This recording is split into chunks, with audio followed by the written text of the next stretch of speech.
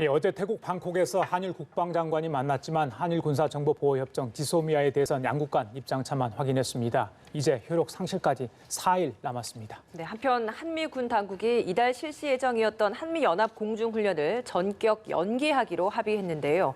합의 10시간 만에 트럼프 대통령이 김정은 위원장에게 곧 보잔 내용의 트윗을 올리기도 했습니다. 북미 대화 재개될 수 있을지 전망해 보도록 하겠습니다.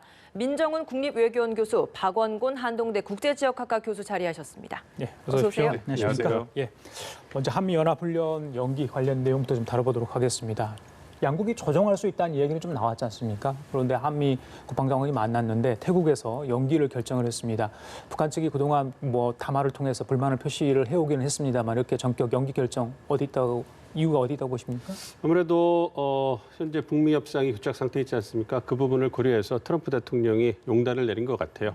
트럼프 대통령이 지난 싱가포르 회담이라든지 하노이 회담에서 그래도 북한 측에 약속했던 부분이 한미 연합 군사훈련에 대한 유예 혹은 연기 이런 부분이었기 때문에 그 부분에 대해서 이제 고려를 한 것 같고요. 그래서 이번에 북한 측이 굉장히 강하게 반발을 하자 마지막으로 이제 그 연말 시한이 다가오기 전에 어떤 실무 협상을 재개하는 노력으로 용단을 내려가지고 이런 결정이 나오지 않았나 생각하고 있습니다. 예. 교수님께서는 배경 어디에 있다고 보십니까? 비슷한데요. 지금 북한이 올해만 들어서 지금 얘기 나왔습니다만 권정근 외무성 순회대사로 시작해갖고 1년의 성명이 지금 쭉 발표되지 않았습니까? 예. 이제 김영철까지 나서서 얘기했는데 한미연합훈련 중단을 강력히 얘기를 했죠. 근데 처음에 미국의 반응은 북한의 분노에 따라 우리가 연합훈련을 조정하지는 않는다라고 얘기를 했습니다. 근데 그럼에도 김영철의 담화가 다시 나오고 강력히 하니까 에스퍼 장관이 지금 나오는 것처럼 이것에 대해서는 좀 조정의 여지가 있다 했더니 바로 또 북한이 그것을 받아서 얘기를 했죠. 그렇게 되면은 자신들을 그렇게 해석을 하겠다. 조정하는 거로.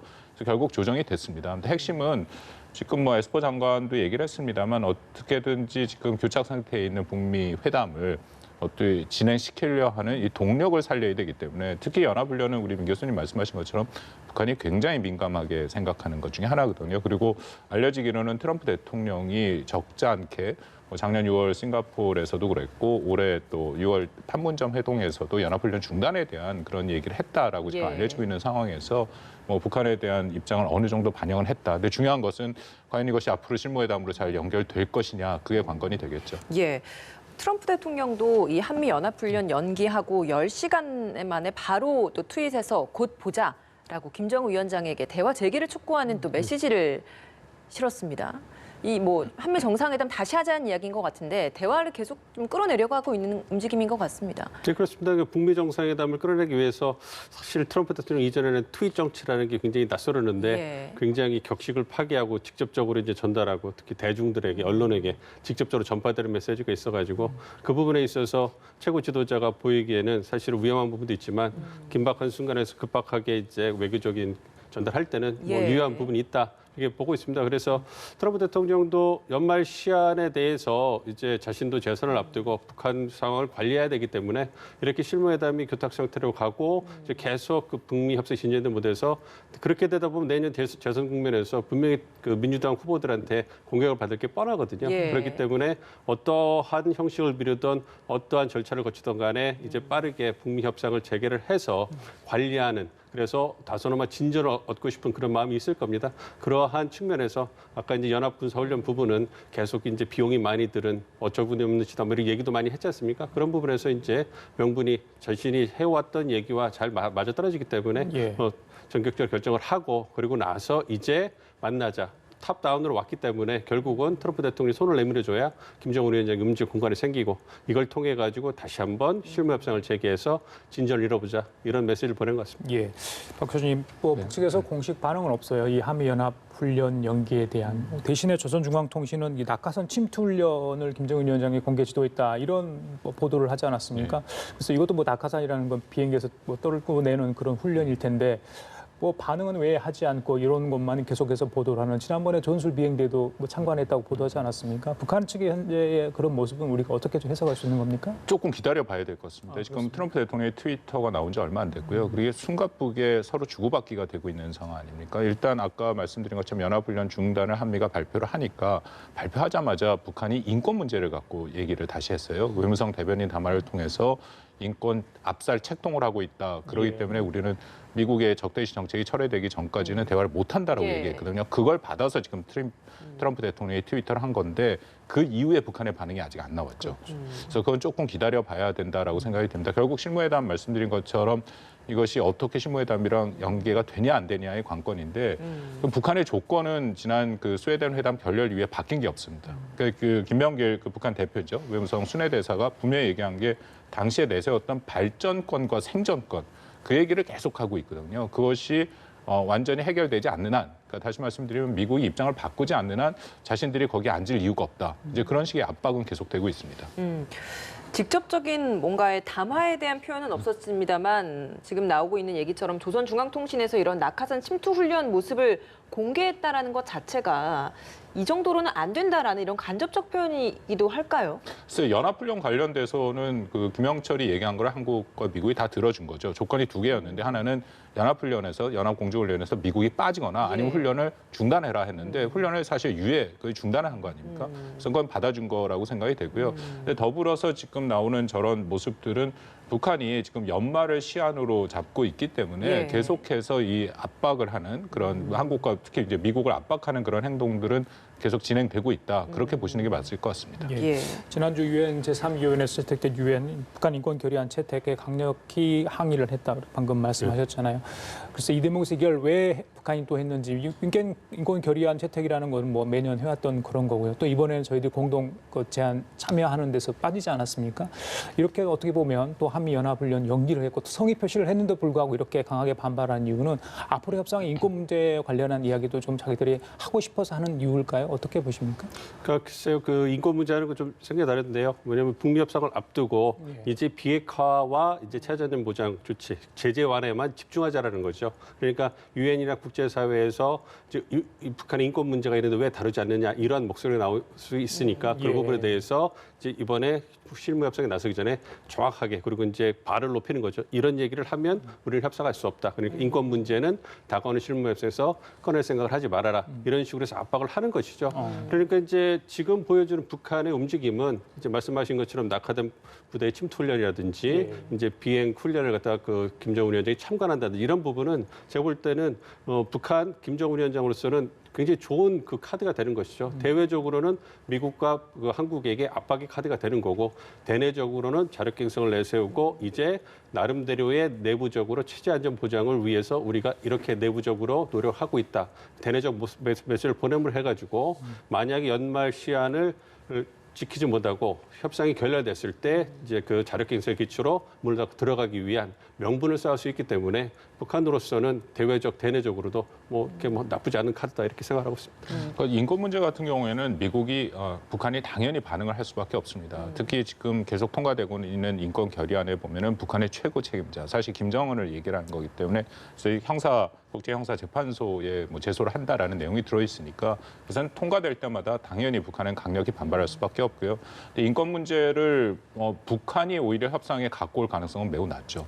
만약 그걸 걸기 시작하면은 전혀 이게 진전이 안 되는 거고요. 미국 국내에서도 국내법으로 지금 북한 인권의 향상이 안 되면은 제재를 처리할 수 없게 돼 있기 때문에 다만 그걸 발표하면서 외무성 대변인 담화 중에 저는 이런 구절이 눈에 띄더라고요. 미국이 적대시 정책을 철회하는 문제가 대화 의제에 오른다면 그러면 핵 문제가 그다음에 논의될 수도 있다. 이제 뭐 물론 표현은 좀 다르긴 한데 그런 의미를 밝혔거든요. 예. 제가 이야기한 적대시 정책을 북한이 어느 수준에서 얘기하는지는 모르겠지만 이거는 뭐 당연히 미국이 지난번 스웨덴에서도 설명을 했다라고 얘기를 하고 있습니다. 그래서 조금은 전향적인 입장이 아닐까 뭐 그렇게 해석할 여지도 있다고 보입니다. 예. 뭐 사실 북한은 계속해서 미사일 훈련을 하고 있고 그리고 이번에도 또 공중 훈련을 했다라고 또 이야기를 하고 있기 때문에 이런 북한 측에서는 계속 이런 훈련을 해나가고 있는데 우리는 이런 훈련을 한미 연합 훈련을 연기를 한다? 그렇다면 우리 한미 동맹의 연습 훈련 이런 것에서는 아무런 문제가 없을까라는 국민들의 우려도 있거든요. 이건 어떻습니까? 그렇습니다. 그 합리적 우려죠. 그러니까 기존에 했던 훈련을 축소하는 것도 아니고 이번에 중단 연기하는 예. 그런 결정을 내렸기 때문에 그 부분에 대해서 이제 우리가 제대로 이제 국방력을 위해서 그 자위 측면에서 잘 하고 있는 거 이런 부분에서 우려가 되는 건 사실이고요. 예. 그렇기 때문에 이번에 그 한미 그 국방장관이 만나서 얘기할 때 미국 측 에스퍼 장관이 얘기했습니까? 외교적인 노력을 위해서 우리가 지금 그 군사적으로 이제 그 연계하고 도와주는 것이다 이렇게 얘기를 하고 있고 그렇지만 이제 한국의 어떤 방위 태세라든지 한국과 미국의 어떤 북한의 위협에 대한 준비 태세에 있어서는 변함이 없을 것이다. 그것이 이번에 어떤 중단 결정이 어떤 앞으로 그 한국과 미국이 어떤 그 한국의 방위를 위해서 노력하는 그런 공약이라든지 그런 노력이 절대 감소되는 거 아니다 이렇게 얘기를 하고 있고요.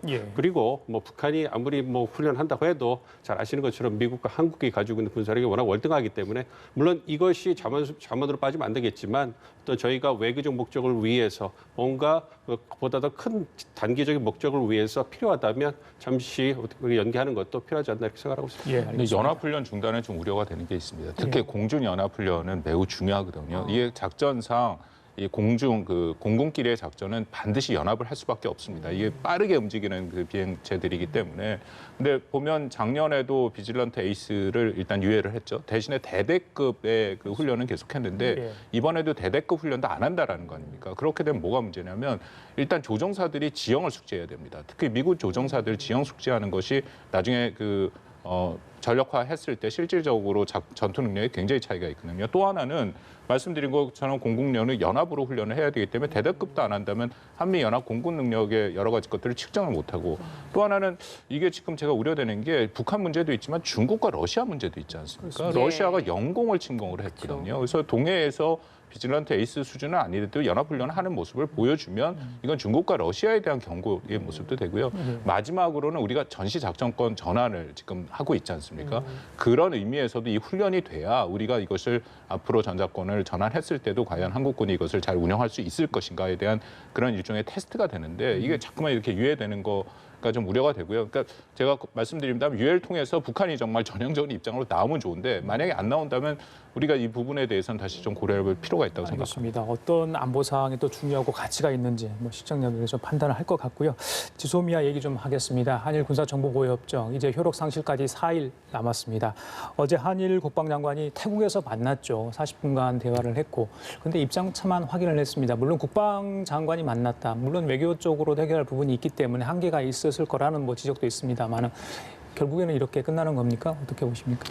저는 그 철회의 가능성이 굉장히 낮다라고 보고 있습니다. 어쨌든 말씀해 주신 것처럼 국방장관이 회동을 했지만 결국은 결정은 최고 지도자가 내리는 거 아니겠습니까? 그래서 우리 측에서는 문재인 대통령이 최근에 일본의 수출 규제가 철회되지 않으면 우리의 어떤 그 입장에는 변화가 없다라고 분명하게 그 입장을 밝히셨고 그거에 대해서 일본 언론에 나오는 것처럼 일본 그 총리 관저에서도 철회할 연계할 수출 규제와 지소미아 철회 연계할 그게 없다. 그래서 철회할 게 없다라고 분명히 했기 때문에 결국 이 얘기는 지소미아 철회 결정을 바꾸기 위해서는 최고 지도자 레벨에서 뭔가 얘기가 오가야 되는데 지금 얘기되고 있는 것은 그 문 대통령하고 아베 총리가 분명히 그 입장 표명을 했는데 트럼프 대통령이 가만히 있지 않습니까? 그래서 국방장관이 와서 우리 대통령을 면담하고 요청한다고 해도 우리 대통령이 명확히 입장을 밝힌 상태에서 철회할 수는 없거든요. 그래도 결국은 트럼프 대통령이 나서야 된다는 얘기인데 전혀 언급이 없지 않습니까? 그리고 관심사가 아니기 때문에 그런 걸 고려해 본다면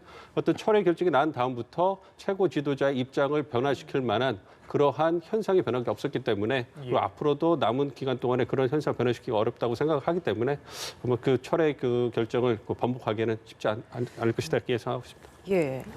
4일 내에 어떤 일이 일어날 수 있을까요? 고위급 채널이 가동될 수 있을지 물리적으로 좀 어렵다 이런 지적도 있던데 어떻습니까? 저는 굉장히 안타까운데 이게 마지막 기회였다라고 생각이 되거든요. 한국과 미국, 일본의 국방장관, 사실 지소미아가 군사적인 문제이기 때문에 이게 마지막 기회였고 바라기는 에스퍼 장관이 좀 강력하게 얘기를 해서 양쪽에 좀 명분을 주는 그런 모습을 해서 우리가 이제 폐기를 철회하는 방향으로 가는 것이 가장 바람직한 방향이라고 생각을 했는데 우리가 어느 정도 예상을 했습니다만 에스퍼 장관도 결국 가장 원론적인 측면에서 얘기를 했고 특히 한국이나 일본에 대해서 강력하게 요청한 그런 모습들도 안 보이고요. 이렇게 되면은 우리 문 교수님도 말씀하셨지만 우리 대통령이 이미 한 2번 정도 공식적으로 얘기를 하지 않았습니까? 지난번 5당 대표 때도 그렇고 이번에 에스퍼 장관 왔을 때도 이제 명확하게 원칙대로 간다. 그렇게 되면은 지금 실질적으로 방법이 없습니다. 그래서 아마 이렇게 폐기가 될 가능성이 폐기된다라고 일단 생각이 됩니다. 미국 측은 왜 계속 그런 입장을 보이고 있다고 생각하세요? 이게 저 트럼프 행정부의 특징인데요. 이건 뭐 여러 번 제가 말씀을 드렸는데 만약에 우리가 좀 해서 오바마 대통령이었으면 어떨까 정말 아쉬움이 크게 남습니다. 오바마 대통령이었으면 한일 간의 갈등이 이렇게 본격하게 되기 전부터 예. 이미 적극적으로 개입을 했겠죠. 뭐 저희가 경험이 있는 것이 그때 전에도 한일 간의 그 위안부 문제 때문에 많이 갈등이 있지 않았습니까? 예. 오바마 대통령이 직접 나서서 당시 박근혜 대통령이랑 아베 신조 수상을 같이 해서 삼자회담을 많이 했었어요. 그렇게 해서 한일 간의 문제를 풀어가는 모습을 보였는데 트럼프 대통령은 처음부터 그렇게 안 할 거다라고 예상을 했습니다. 예. 뭐 트럼프 대통령의 이 특이한성 대외 정책의 운영 방식은 다 알지 않습니까? 손익 계산을 하고 자국 우선주의이기 때문에 오히려 좀 이게 제가 조금 앞서 나간 걸지 모르겠습니다만 한일 간의 갈등을 통해서 미국이 뭘 얻을 수 있을까? 그런 계산까지도 가능하다라고 보이거든요. 예. 그래서 처음부터 미국이 중재한다라는 것은 어느 정도 한계가 있었다라는 것이 저의 판단입니다. 박 교수님, 제가 박 교수님한테 여쭤봤던가요? 제3의 대안, 뭐 잠시 또 유예를 하거나 아니면 티사, 한미일 정보공유협정, 티사를 조금 더 강화를 하거나 다른 방법은 없겠습니까? 뭐 정부가 다 검토를 한 거로 알고 있습니다. 특히 제3의 대안 같은 경우에는 이게 한일 간의 일종의 합의만 되면 이 유예 기간을 좀 더 늘릴 수도 있고요. 뭐 여러 가지 조건을 걸 수도 있다라고 했는데 우리 정부가 그 대안을 다 검토한 것을 일단 안 된다라고 결정을 내린 거고요. 티사를 대처하는 문제에 대해서도 다 검토를 한 거로 알고 있습니다. 예. 근데 그건 어떤 문제가 있냐면 티사가 사실 지소미아를 대체할 수 없습니다. 현재 상황에서는. 그거는 제 얘기가 아니라 미국의 랜들 슈라이버 인도태평양 담당 국방부 차관보가 2주 전에 일본에서 기자회견할 때 명확히 얘기를 했어요. 티사는 비효율적이고 효과적이지 못하기 때문에 지소미아를 대체하지 못한다. 예. 그렇기 때문에 지소미아를 티사 수준으로 올려야 되거든요. 그러니까 티사를 지소미아 수준으로 올리는 거, 그건 가능한데 그럼 어떤 문제가 발생하냐면 그건 왜 지소미아를 폐기했느냐. 그런 얘기가 나오는 거거든요. 예. 그래서 그것도 사실상 지금 옵션은 아닌 거로 저는 알고 있습니다. 북미 협상이 왜 톱다운 방식으로 이루어진다 이런 얘기를 하잖아요. 그렇다면 이 지소미아 사안과 관련해서도 톱다운 방식으로 양국 두 정상 간에 좀 만나서 해결해 볼 수 있는 방법 이런 건 없을까요?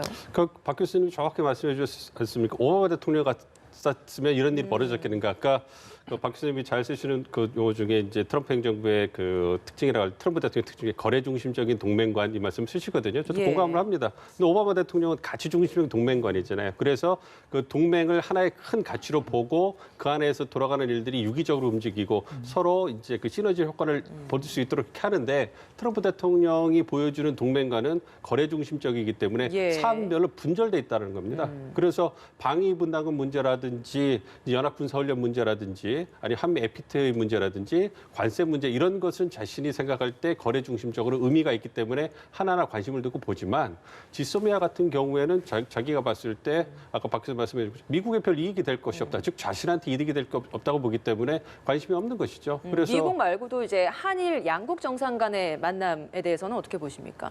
한일 양국 정상이 만남 좋은데 이제 명분이 없지 않습니까? 공간이 없고 이제 원칙이 명확하게 나온 상태에서 이제 그 문 대통령은 원칙에 따라서 간다. 또 아베 또 총리도 또 원칙이 자신이 갖고 있는 주장을 하고 있기 때문에 그 원칙을 움직이기 위해서는 그 같은 수준에서 뭔가 공간을 만들어주고 어떤 뭐 유예하거나 아니면 재산의 하나를 만들어주고 그게 필요한데 그 부분을 이제 아무리 못하고 그래서 무대 말씀드린 예. 것처럼 국방장관이 왔을 때 만약에 트럼프 대통령 메시지를 갖고 와서 이러한 안이 있고 내가 정말로 원한다. 그러니까 한번 고려해달라 이렇게 얘기를 했으면 달라질 텐데 문 대통령이 원칙적으로 대응을 하셨다는 얘기는 아무래도 그런 수준의 얘기는 없었던 게 아닌가 생각을 하고 있기 때문에 그 부분을 굉장히 안타깝게 생각하고 있습니다. 예, 주변국 안보동맹과 관련해서 또 하나 중요한 협상이 현재 진행 중에 있죠.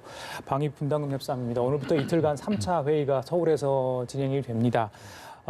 글쎄요, 뭐 양측 입장은 아마 시청자분들은 알 거예요. 얼마나 또 미국의 과한 요구를 지금 하고 있는지, 우리는 어떤 원칙을 지금 견지하고 있는지 아실 텐데 3차 협상 가지고는 안 될 것 같고요.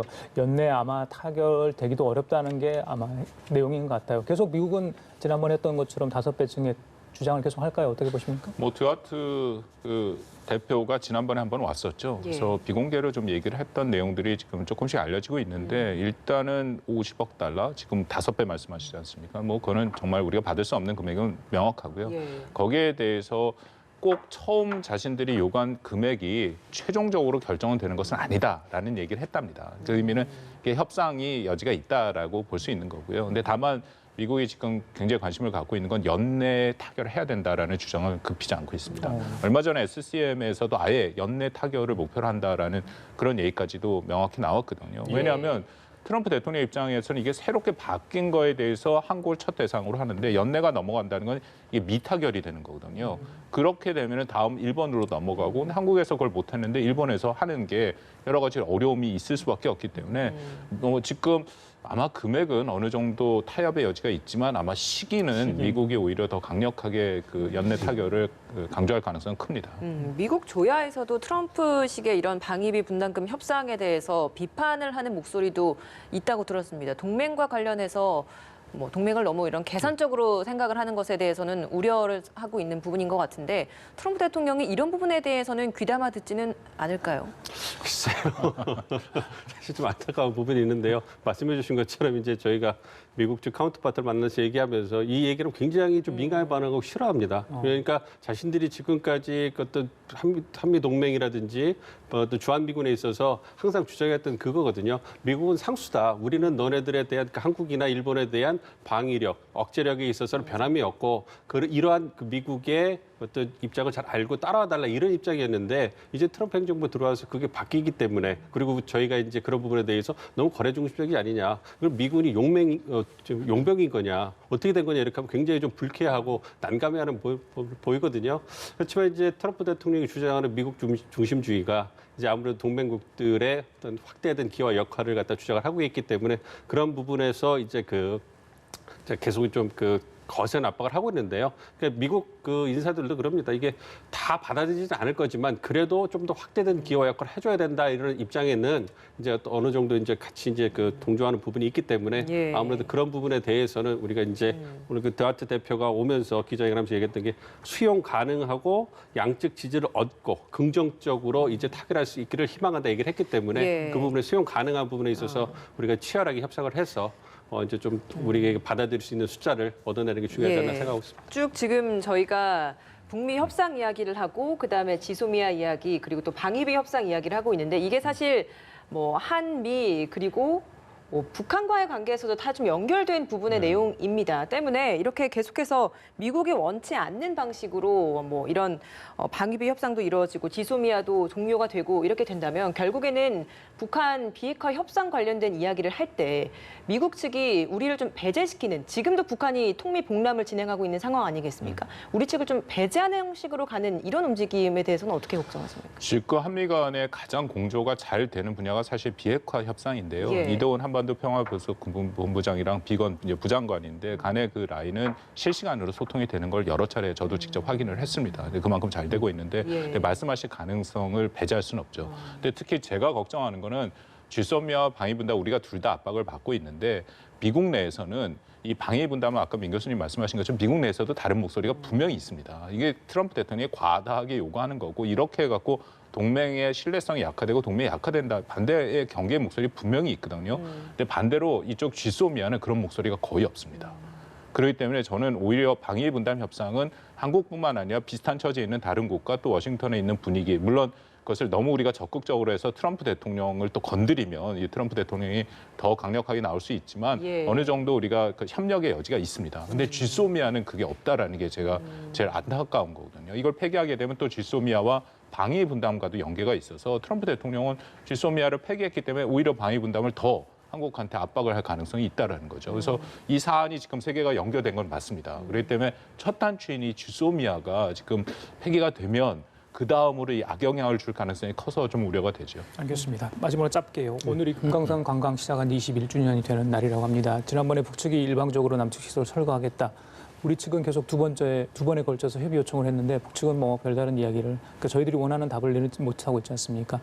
뭐 올해도 얼마 남지 않았고요. 내년에도 남북 관계 좀 잘 풀려야 할 텐데 지금 상황이라면 쉽지 않아 보입니다. 특히 금강산 문제 어떻게 좀 해법이 있을까요? 다 말씀을 드리기 굉장히 어려운 부분인데요. 이제 우리 측의 입장과는 너무 다른 강경한 입장을 북측이 보이고 있기 때문에 그 부분에 대해서 이제 우리 관계부처 통일부도 굉장히 난감해하는 걸로 알고 있습니다. 그래서 여전히 북측과의 협의를 통해 가지고 이제 공간을 만들고 있는 노력을 하고 있는데요. 이제 계속 이제 접촉을 해서 이제 일방적인 철거를 하지 않도록 우리 입장에서는 우리 기업의 어떤 그 재산을 보호하는 게 굉장히 중요하고 어떤 남북 그 관계의 경협의 상징인 금강산 관광에서 뭐 잘못된다면 그것도 남북 관계가 굉장히 어려워질 수 있기 때문에 그 부분의 관리가 필요하거든요. 그래서 이제 그 통일부가 계속 북한에 대해서 얘기를 하자, 협의를 하자, 그리고 대안을 창의적 방법을 계속 제안을 해서 북한이 결정을 하는 데까지 좀 다시 제고할 수 있는 방법에서 시간과 공간을 좀 벌고 있는 노력을 하고 있고요. 또 와서 이제 연말 시한을 대해서 이제 북미 관계를 진전할 수 있는 노력하고 있습니다. 좀 지켜봐야 될 것 같습니다. 알겠습니다. 지금까지 민중국립외교원 교수 박원권 한동대 국제지역학과 교수였습니다. 두 분 말씀 잘 들었습니다. 고맙습니다.